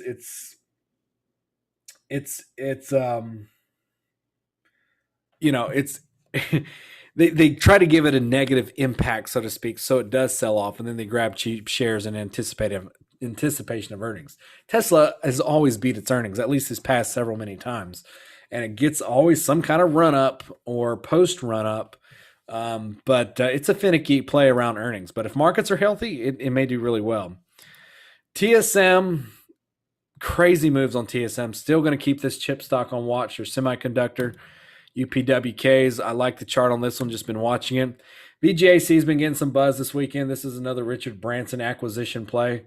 I don't know a whole lot about it. I just know it's something to do with his orbit program of some kind. But it's one to watch that's kind of the same not the same thing as space, but it's along the same lines, I guess. Watt, you guys all like playing Watt, Wells Fargo. Workhorse, still watching this with the EV plays. XL, still watching this with the EV plays. XPEV, still watching this with the EV plays as well. China plays, that's what those are. Zoom didn't fill its gap, but got close, and its course pushed up, but did have a pretty red day on Friday. It may hold above this upper trend line that it broke, since we're above it. May come down here and kiss it around 370, then shoot up again. So just watching that momentarily.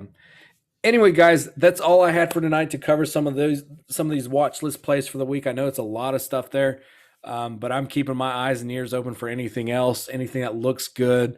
I'm going through these every single morning in pre-market. It takes me a little while to go through every single one every morning and see how that chart is setting up for pre-market. Try to pull out alerts for the day on some of these plays. If there's a new one that comes across, obviously I'll announce it. But I'm going through this list every single morning and seeing if they look good for the day. And of course, get you guys on top of those price targets to shoot for and entries for breaks and so on. But I'll go and take a look at the chat here, guys. If y'all got a chart y'all want me to take a look at, looks like Clark has BRPA here. I really like that chart, SPAC play. I don't know anything about BRPA, but I'll take a look at it. No options on it, but it's just a nice chart. Yeah, it is building a decent chart there. Yeah, if it breaks above, I think it's got a good possibility. I don't know anything about it. It's just a SPAC. Yeah, I'll have to do some research. Big Rock Partner. Okay. It had a big old candle right here. Jeez, back in December 22nd. They were probably merging with Lucid Motors that day. Mm-hmm. Who knows? Yeah, I don't know. TJ says, take a look at net. Net looks like we're doing a lower high here. Let's take a look at it. May continue trending down some. I'm seeing a line through here. She may have a day. She may have a push back up tomorrow if buyers decide to step in. It looks like there's supply going on right now. Not that exciting about net, but if it looks good in pre-market, I may actually play some calls if she looks like she's ready to start bouncing from here. TJ. Yeah, I've had some good luck with it in the past, and when it makes a pullback, it seems like it jumps, and it takes another pullback, and then it just jumps, and so I just it's making a little bit of a different move at this last several weeks right now than, and so I was just curious what you thought about it. Yeah, I could probably play some of these options. They're a little low volume, but they're not bad. Yeah, it may try to hold this. Try to hold this trend. It looks like it did the same thing right here, where we had a push up, and then 2 red days, and then it bounced up again, and now we've got 2 red days. So maybe it'll bounce up again. Yeah, if you look through the past year on it or so, it seems to really jump after it takes a pullback. And I see it right here. Push, pullback, jump, pullback, jump, pullback, and jump. Yeah, it does like to pop after its pullbacks. Oh, you could be onto something. There could be something if it holds that line. We could actually push up tomorrow. I'm gonna throw that on my list and watch it tomorrow. See what it looks like in pre-market. Tan. Yeah, tan. I kind of briefly touched on it. It's pulling back right now. Filled its gap. Let me see if I take a look at the chart again here. It's this ETF play. This is a strong play, though. It's still in the solar thing, but since solar stocks are kind of selling off a little bit, I feel like they've got room to pull back a little bit more. So any stocks like JKS, if you go to my solar watch list here, I could probably go all down through here, and you see them all pulling back. Oh, that one's not. Yeah, that one is. CBAT is. CSIQ is. ENR isn't. FSLR is. So they're all pulling back to some degree, and of course that's going to hurt TAN a little bit. Neta's pulling back some. Of course, Planner is a little bit. Run. Man, SCDJ, holy shit. That's a drop and a half. Solo, SPWR, TAN. So they're all pulling back a little bit through that solar aspect right now. It's just time to take profits. Fast for earnings play. Not familiar with Fast. Fastenal Company. When is Fastenal's earnings? You got a date when Fastenal's having earnings? I have no clue.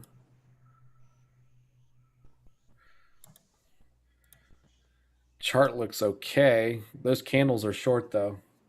Options may kind of suck, but we'll see.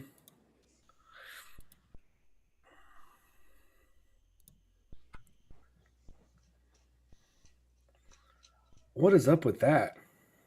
You see these options, no round numbers. What the hell? $52.10, $54.60, $57.10, $59.60. Who the hell came up with these options is weird. $64.60. I've never seen that before. What Fast has earnings on the 20th, Mike. Okay. I've never seen strike prices like that before. Okay, let me take a look here. So it has earnings on the 20th. Yeah, on the 20th. So Wednesday pre-market.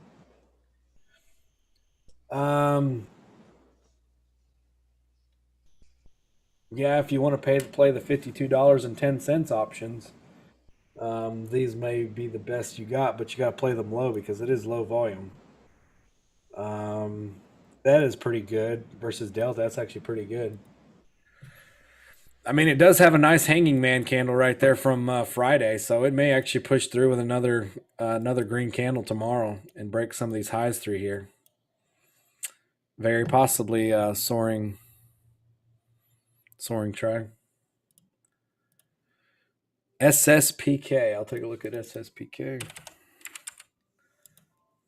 Oh, this is the SPAC play. I think it's another SPAC play, isn't it? I think so.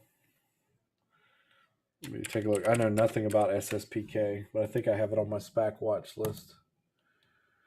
Weed Ticker. Is it a Weed Ticker? Yeah, Weed Ticker. Oh, Weed Maps IPO. Okay. Yeah, a lot of these SPACs don't have options yet. It seems like they have to find an options writer. Like some of these stocks have to have market makers, trade for them, just like they have to have an options writer write options for them. I don't know when they'll have options for say, but sometimes it can take a couple weeks, couple months. This depends how long it does. But when they do, they'll probably definitely get some play time with them. Chart wise though, this thing's pushed up pretty good. 1170s, 1562s. Like CCIV didn't get options until recently. So sometimes it takes a little bit to get options. When there's demand there for them, they'll throw options on them.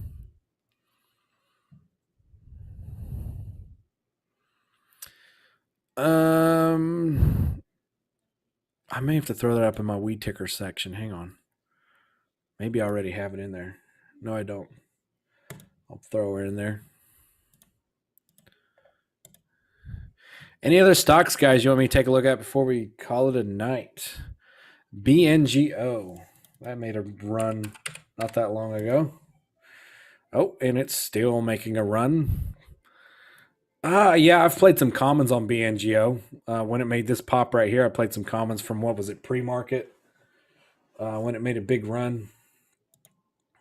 Yeah, during pre-market. It's during this little phase right here. Yeah, it plays pretty good. I know some of the guys like to play warrants with it, BNGOW. The warrants have been doing the same thing. So if you like to play the warrants, you just add a W to the ticker symbol there. That's a pretty nutty move. I mean, looks like 946 is the highest we've gone yet. The highest close we've gone yet. Let me take a look at some of this right here. We can kind of predict some more move.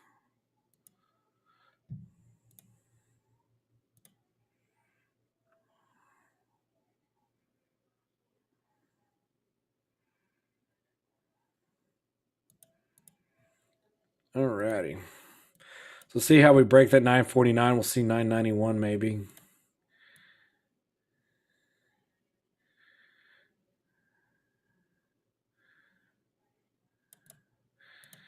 Nine 983, 1033, 1097 maybe.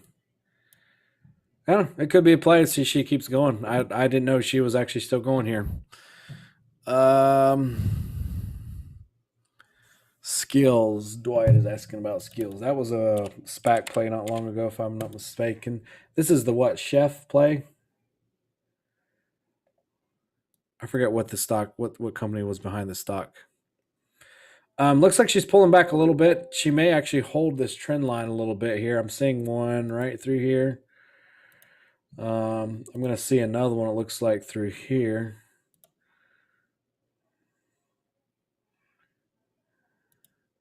Yeah, right there. I think she may come on down a little bit lower, maybe 23, 21. Looks like a little demand came in there near close. Yeah, not much, just a little bit, not much.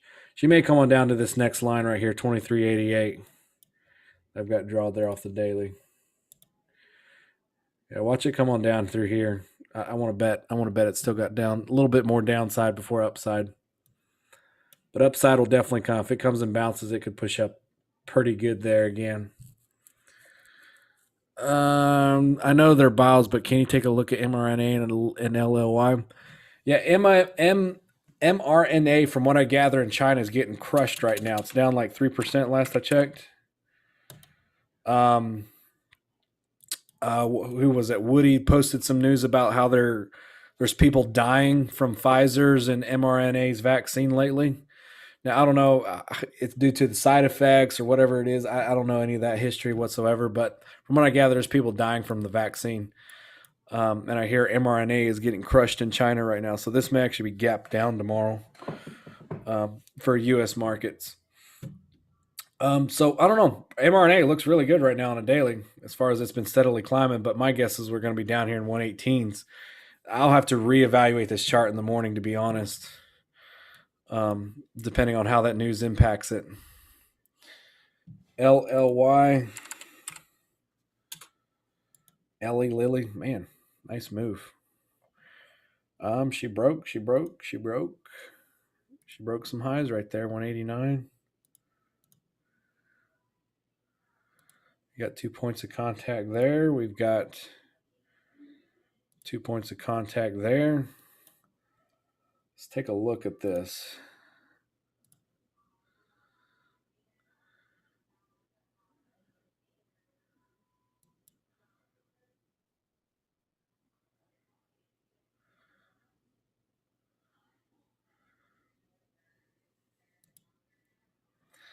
Yeah, if she keeps going through every one of these signs, we got 191, 192, 84, 194, 27, and so on.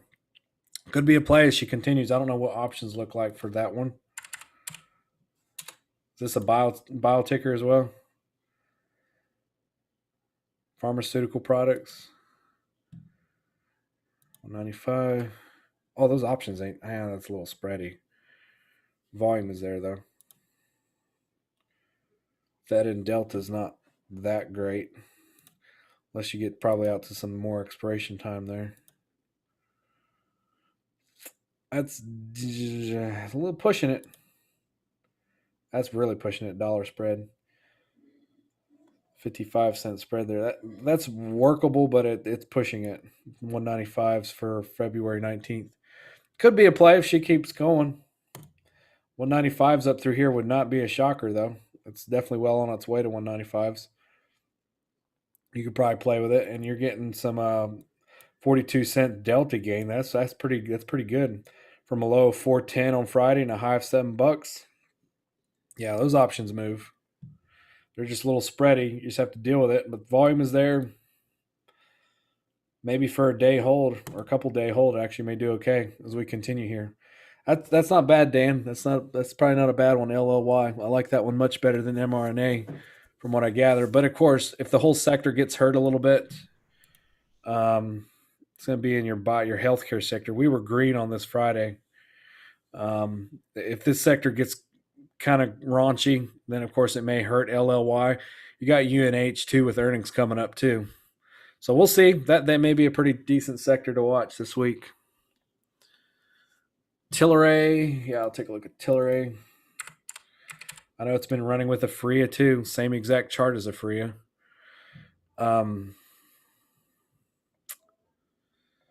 You guys know what I know about weed. It's pop and drops, pop and drops. So if we get some recovery tomorrow, it could easily do another green candle doing golf what it did Friday. It could actually come on down some more. I don't really like that candle at all to end the day on Friday. Um, nothing about that says buy me. But of course, if pre-market looks good and market opening demand is looking good, then I may actually venture in with it. But there's a lot of possibilities as far as these stocks pushing up long term for sure. $30 wouldn't surprise me on Tilray after a couple weeks, couple months. Who knows? If you like leaps on it, you may be okay on options for some leaps on Tilray. I don't see a day trade on it unless pre-market looks good tomorrow and market opens well on it. And options definitely have volume there, so that's a good option right there. It's $20 January 22s. If it comes back in full force recovery, it could be okay. I may throw her up there and just watch her for the week with Aphria. Hey, Mike, shares lockup expiry. That means shares will be locked up. That's for Planner coming next month, I think. Yeah, it's shares locked up expiry. That means, yeah, it's where they're executing contracts to shares. I guess that's what you're referring to.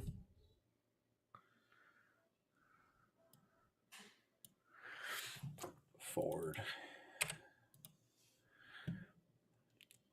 Man, I hate Ford. I hate this stock. Such a fat pig. But I'll give you that. It's moving. There's apparently billions of dollars going into it. It's moving. Can't deny it. I haven't charted this one in a while. But it has definitely come on up here and hit some lines.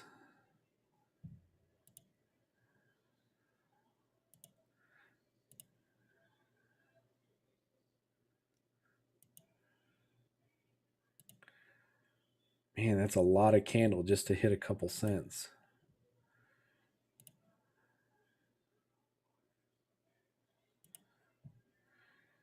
Yeah, let's take a look.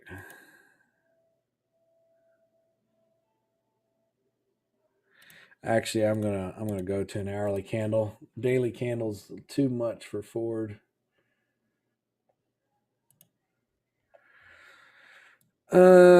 Yeah, it looks like she sold off into close. A nice little lower highs move into close there. I don't know. It may come on down and bump off that line right there.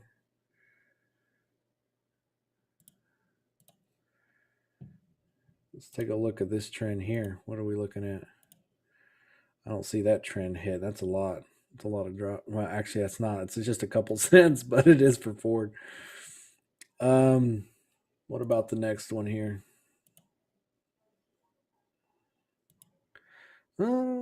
She might. Looks like she's got a little pullback, in my opinion, Kivo. Little more pullback, not much. If she comes down here to this 978 line, because that is a daily support too. If I go back to the daily here, yeah. See, I've got two. I've got a close and an open right there on 978. Looks like right around it. 978. So if she comes on down to 978, it could be a buy opportunity, which could easily be tomorrow if it drops down a little bit and just touches it and then moves back up to something like that tomorrow. Could easily do that. It still would be a lower high, but still could be a possible play if it decides to bounce there. And then it may consolidate because I know the EV sector demand on this. It could consolidate before maybe breaking higher or decide to break on down to this trend line right here. I don't know. All possibilities though. VFF Village Farms. Looks like we pulled away from our highs.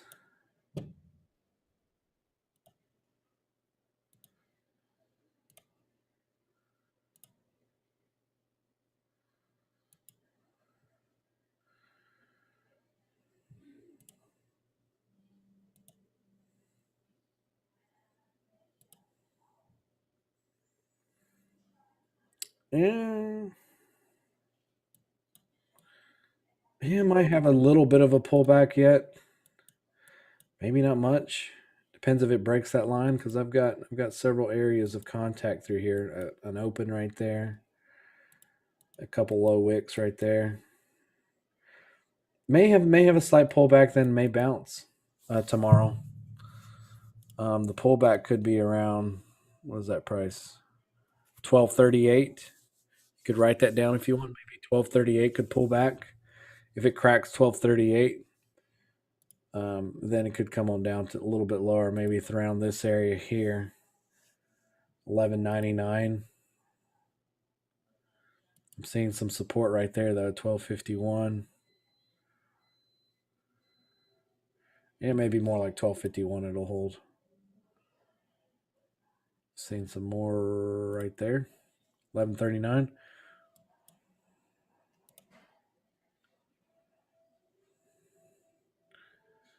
But what's got me bearish on that is obviously the sell off into close.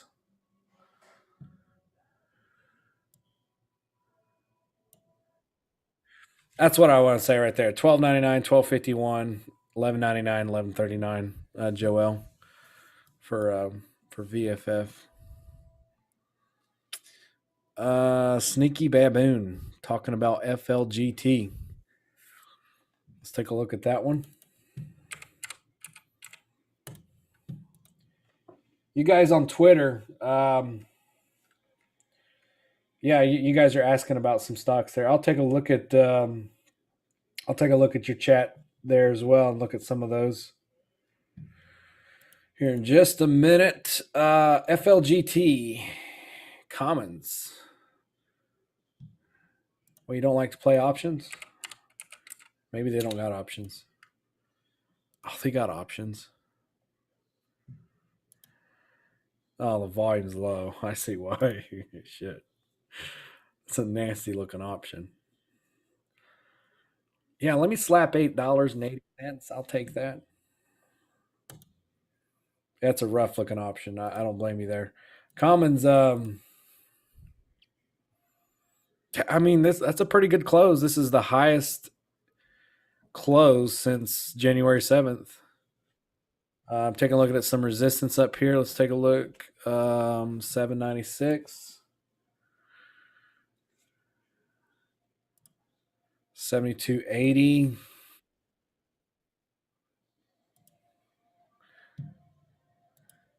Let's take a look at some support here, or resistance.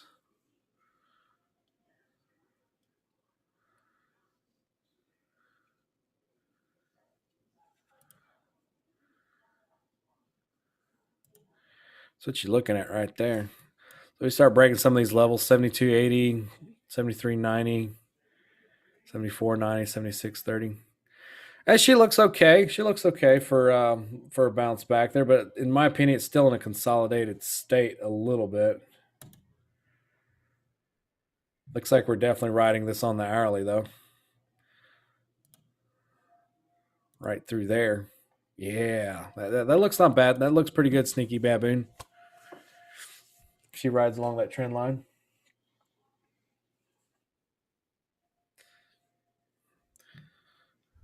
Any other questions, guys, before I turn it over here to Twitter and answer their questions? Looks like somebody's asking about, don't know if you typically take suggestions from the community, but if you do, could we look at Facebook by chance?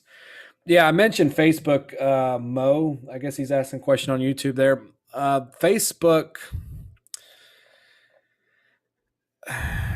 Facebook's got earnings coming up, okay? It's got earnings coming up on, when did we say? Oh, Wednesday, 27th. So it's got earnings coming up. It is hitting some support areas around 244. If we hold this 244 area right there, we could very likely start seeing a consolidation, which will be sideways days. A little bit of sideways before it starts to try to reverse right there and come on up to some highs. If we break that area, which I play Amazon, Apple, Facebook, all in the same sector, pretty much all in the same realm because they trade off of each other a lot. To be honest, if we don't bounce right there, we could definitely start seeing some lows. Another big factor here is I'm going to go ahead and highlight is we've got a gap to fill.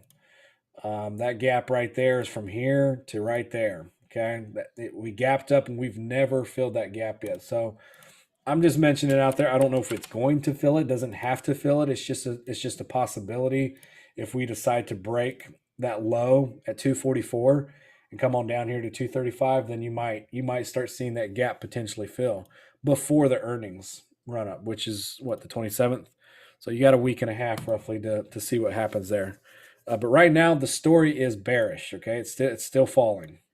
There is no sign of reversal just yet until we start breaking some previous day highs and so on.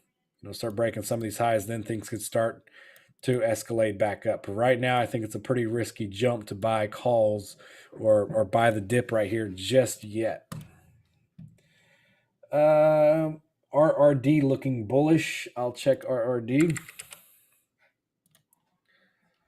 Yeah, RRD's not bad. Not bad. Looks like we've been on a very sideways channel for a while. 263. I don't generally play stocks this cheap, but hey, if there's a move there, there's a move there. Can't turn around some good money.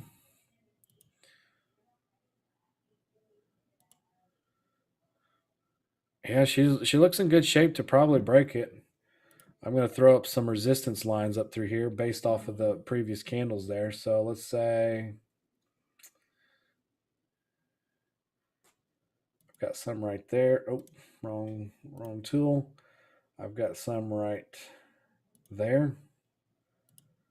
I've got some right there.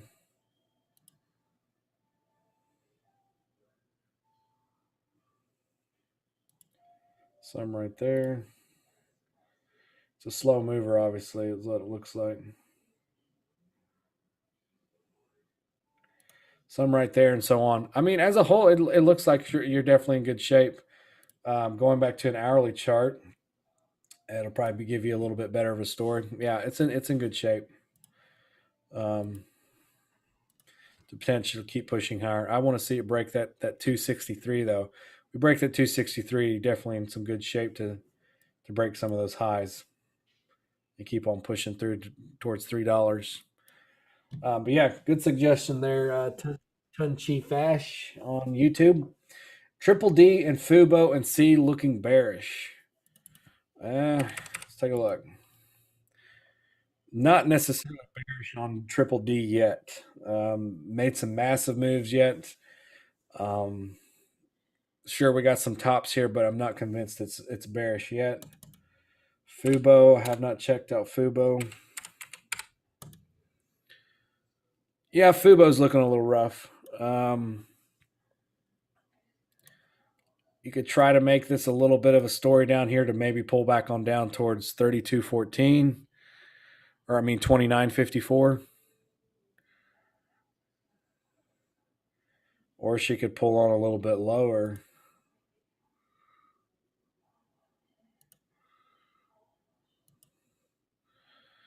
I don't see it falling that low though. I don't know. This thing's been pumped and dumped a lot this week, or the past few weeks. It could even ride along that trend line right there, to be honest. If it wants to pull back a little bit lower, it could easily pop in another pop through here, and then trend down some more, and then ride a wave down. Just something to keep an outlook on, but not necessarily bearish per se. Just definitely a week on a pullback from the pumps. C. Yeah, banks right now are looking rough. I have to agree on that one. You got a nice fat gap right here too. So C could definitely pull on down. You guys all know we got Bank of America. We've got what are some of the others? We covered them all already earlier, but some of these stocks are having some earnings coming up. So yeah, what was the Bank of America and Goldman Sachs? Yeah, that's the two that are coming in. We had earnings last week of JP Morgan, Wells Fargo, and Citigroup. So yeah, they're definitely getting some sell off right now from the earnings. And of course, with Bank of America and Goldman Sachs, they could quite easily fall along with it too. So definitely got to keep that with some possible outlook for more downside. RRD, I kind of like that chart. The largest, Dan says, the largest volume since February this week. I'm going to throw that up. I don't know what options look like on it, but I'll throw it up. I'll play commons on it.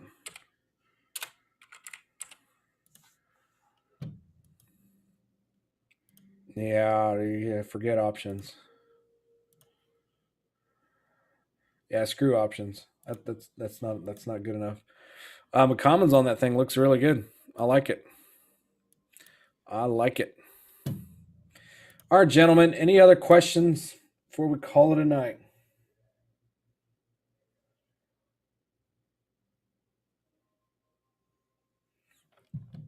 All right, gentlemen. Well, y'all have an amazing night, and get yourself your beauty sleep. Get your money making pants on tomorrow morning, and let's freaking slay it this week. What about the people who don't wear pants? People who don't work? Who don't wear pants, I said. You said put your money making pants on. Put your money making Vaseline on your fucking legs. I don't give a shit. Thanks, Mike. This is awesome. Awesome class. Thanks again. No problem, guys. Y'all have a good night.